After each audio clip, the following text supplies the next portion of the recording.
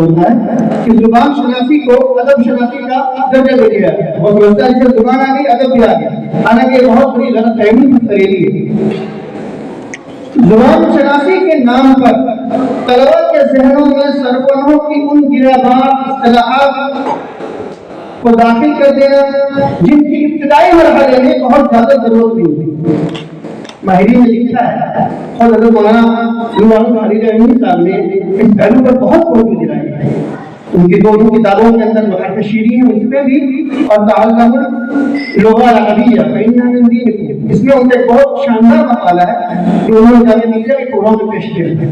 اس میں اس طرح انہوں نے خاص طور پر توجہ دلائی ہے کہ ہمارے مجالس میں صرف و نحو کی اصطلاحات سے طلبہ کے ذہن کو مشوش کر دیا جاتا ہے اور اس حد تک کر دیا جاتا ہے کہ وہ اسی میں عمل کر جاتے ہیں، اپنے بچوں کا جو فطری اور ادبی ذوق کو مر جاتا ہے۔ یہ ابتدائی مرحلے میں مناسب نہیں ہے، بہت زیادہ بوجھ نہیں ڈالنا ہے۔ اور تربہ یہ کہ ان کتابوں کے بعد فارسی زبان میں ہیں اور ساتھ ہی ساتھ ان میں تطبیقات اور تمرینات کا خدان ہیں، تو پھر جو باتیں ہم بچوں کو سمجھا رہے ہیں وہ ظاہر سی بات ہے ان کی جو عملی مشق نہیں ہوگی تو پھر بہت مشکل ہو جاتا ہے۔ یہ وہ چند رکاوٹیں ہیں جو میرے خیال میں عربی زبان سیکھنے کے درمیان آئے ہیں۔ اب ان رکاوٹوں کو دور کرنے کا طریقہ کیا ہے؟ اس طرح کی چند پوائنٹ کی شکل میں کچھ باتیں لکھی گئی ہیں۔ نمبر 1، عربی زبان کی محبت طلبہ کے دلوں میں جاگزی کرنا سب سے بنیادی چیز ہے۔ جو زبان آپ سکھا رہے ہیں، جو کتاب پڑھا رہے ہیں، اس سے آپ کو اس حد تک لگاؤ ہونا چاہیے، اس حد تک عشق ہونا چاہیے کہ بچے خود بخود معلوم ہو جائیں۔ آپ کے درمیان، اساتذہ کے درمیان اور طلبہ کے درمیان نامعلومیت نہیں ہونی چاہیے۔ خاص طور پہ جو زبان پڑھا رہے ہیں، جو مضامین پڑھا رہے ہیں، دونوں کے درمیان رشتہ بڑا مضبوط اور خوشگوار رہنا چاہیے۔ تو طلبہ کے درمیان عربی زبان کی محبت طلبہ کے دلوں میں جاگزی کرنا اور اس زبان کے مشکل ہونے کے تصور کو ان کے ذہنوں سے نکالنے کی کوشش کرنا۔ زبان کا ظاہر مشکل ہوتی ہے شروع میں، لیکن بہت سے بچے اس لیے زبان کی طرف نہیں آتے، بہت مشکل ہے، عربی زبان بہت مشکل ہے، گرامر ہے، قواعد ہے، یہ ساری باتیں ان کے ذہنوں میں ہوتی ہیں جس کی وجہ سے وہ اس طرف نہیں آتے۔ تو اساتذہ کو چاہیے وہ ایسا طریقہ اختیار کرے تدریس میں کہ یہ بچوں کا جو یہ رجحان ہے یہ بدل جائے۔ نمبر 2، عربی زبان کی خصوصیات، اس کے فوائد، اس کے منافع سے واقف کرانا۔ یہ زبان کو سیکھنے کے کیا فوائد ہیں، اس کے کیا منافع ہیں، اس زبان کی خصوصیات کیا ہیں، آخر ہمیں یہ زبان کیوں سیکھنی چاہیے، یہ ان پہلوؤں کی طرف بھی طلبا کو رہنمائی کرنی چاہیے۔ ایسا جدید انداز تدریس کیا کرنا جو طلبا کی ذہنی سطح کے مناسب اور ان کی صلاحیتوں کو اجاگر کرنے میں معاون ہو۔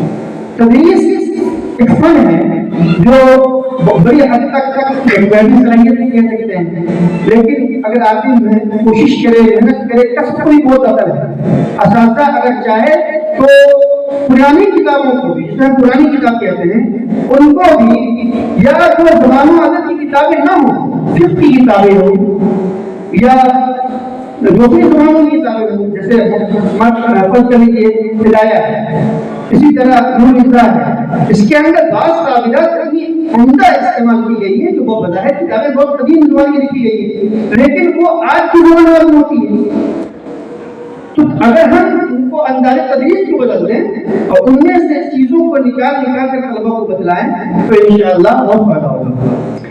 نصاب میں نثر و نظم پر مشتمل ایسے جدید اور مفید نصوص کو شامل کرنا جو اس محفوظ زبان سیکھنے پر طلبا کو ابھار سکے۔ جو ہماری نصابی کتابیں ہیں، جیسے میں نے اشارہ کیا اس سے پہلے کہ اس کے اندر کچھ تبدیلی کی ضرورت اگر محسوس ہو تو تبدیلی کرنے میں کوئی حل نہیں بننا چاہیے۔ گرامر کی تفہیم میں جدید اور آسان طرز اختیار کرنا۔ نمبر 6، طلبا کو اس بات کا مکلف بنانا کہ ہم وقت یہ ڈائری ساتھ رکھے، یہ بہت اہم بات ہے۔ طلبا کو اس بات کا مکلف بنانا کہ یہ ڈائری ہمیشہ ساتھ رکھیں تاکہ جب بھی جہاں بھی کام کی بات ملے اسے فوراً نوٹ کر لیں۔ اگر انسان بسا اوقات اپنے حافظے پر اعتماد کرتا ہے لیکن وہ بھول جاتا ہے وہ بہت سی چیزیں، لیکن جب اسے نوٹ کر لیتا ہے تو چیزیں محفوظ ہو جاتی ہیں۔ تو وہ چیزیں جب محفوظ ہو جاتی ہیں تو اسے بعد میں بہت کام آتی ہیں۔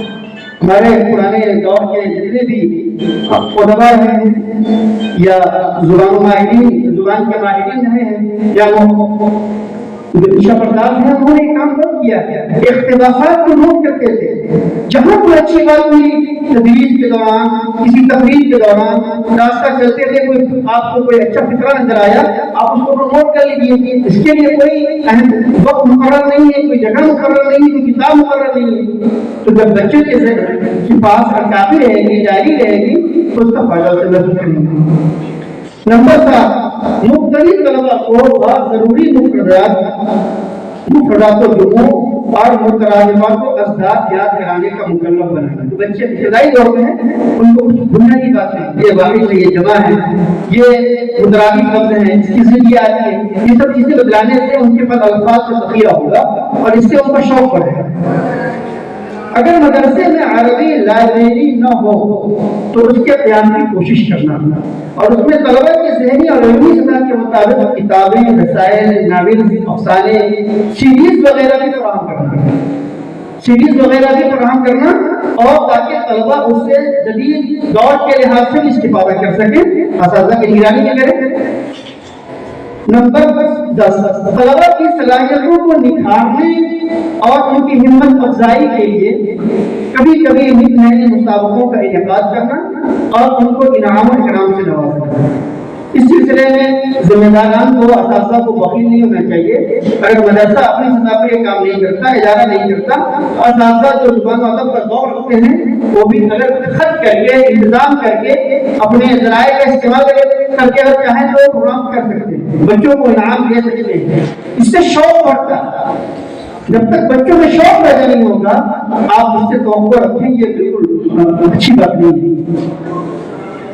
طلبہ کو بالخصوص عربی گھنٹوں میں عربی زبان کے علاوہ دوسری زبان میں بات چیت کرنے کی اجازت نہ دینا، جیسا کہ مفتی صاحب نے بتایا کہ مولانا خلیل امین صاحب نے یہ بات لکھی ہے اور اسے بطور شیئر کیا ہے، بہت اہم بات ہے۔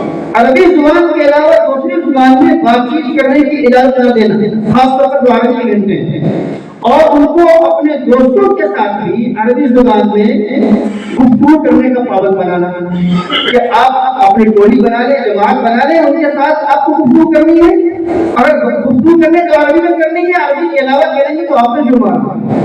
یہ اگر اس طرح نہیں کرے تو پھر اس سے شوق پیدا ہوتا ہے، ڈر پیدا ہوتا ہے، ڈر سے لوگ کسی آدمی سیکھتا ہے۔ استاد کا طلبہ کو اپنے ساتھیوں کے ساتھ صرف 5 منٹ روزانہ عربی زبان میں گفتگو کرنے کی مشق کرنا، صرف 5 منٹ۔ اساتذہ طلبہ موجود ہوں اور وہاں اساتذہ اپنی نگرانی میں 2 جماعت بنا لیں یا 2 طالب کو کھڑا کر دیں اور دونوں عربی زبان میں بات چیت کریں، اس سے اساتذہ کی نگرانی میں ہوگی تو اصلاح ہو جائے گی، فائدہ بھی ہوگا۔ ہمارے وقت عربی ماحول کی فضا کو برقرار رکھنے کے لیے طلبہ کو ان تمام جدید آلات و وسائل سے فائدہ اٹھانے کی اجازت دینا جن کے ذریعے وہ فصیح عربی زبان بولنے اور لکھنے پر قادر ہو سکیں، جیسے عربی زبان کے 19 چینلوں کی طرف رہنمائی کرنا جن کے اینکر جو ہوتے ہیں بہت فصیح بھی بولتے ہیں، سننے سے بہت ہی چیزیں سمجھ آتی ہیں، تو اس طرح کی دور میں گرانے کی ضرورت ہے۔ اگر ممکن ہو تو ماہرین زبان کی صحبت میں بھیجنا تاکہ وہ اچھی طرح زبان سیکھ سکیں۔ چھٹی کے موقعوں کے بعد اعلیٰ ممالک کا سفر کرانا، اگر یہ ممکن نہ ہو تو ایسے ورک شاپ میں بھیجنا جہاں عربی بولنے اور لکھنے کی مشق کرائی جاتی ہے۔ ہمارے مولانا احمد کریم صاحب یہ جو نظام بنایا ہے وہ مدارس کے طلبہ کو دیکھتے ہوئے بنایا ہے۔ 15 شعبان سے لے کر 15 رمضان کے درمیان وہ پروگرام کرتے ہیں، تو مدارس میں چھٹی ہوتی ہے، بڑے بڑے مدارس کے بچے شریک ہوتے ہیں اور ہمارا وقت عربی بولنے اور عربی لکھنے کا ماحول ہوتا ہے۔ آپ اس میں اردو میں بات ہی نہیں کر سکتے۔ نتیجہ یہ ہوتا ہے کہ مجھے بعض پروگراموں میں جانے کا موقع ملا، میں نے دیکھا کہ وہ مختلف طالب علم جو عربی سونگ سے غالباً وہاں اجازت ہے داخلہ لینے کی، تو عربی سونگ چاروں کے بچے تو بہت شکر ہے، دوسرے سال جب وہ شریف ہوئے پروگرام کے اندر ماشاءاللہ فراٹے عربی بول رہے تھے، ان کی کوالیٹی کی، ان کی عشق بڑی مضبوط تھی۔ اس کا معلوم یہ ہوا کہ ماحول جو بنایا جاتا ہے تو پھر اس کا اثر ہوتا ہے۔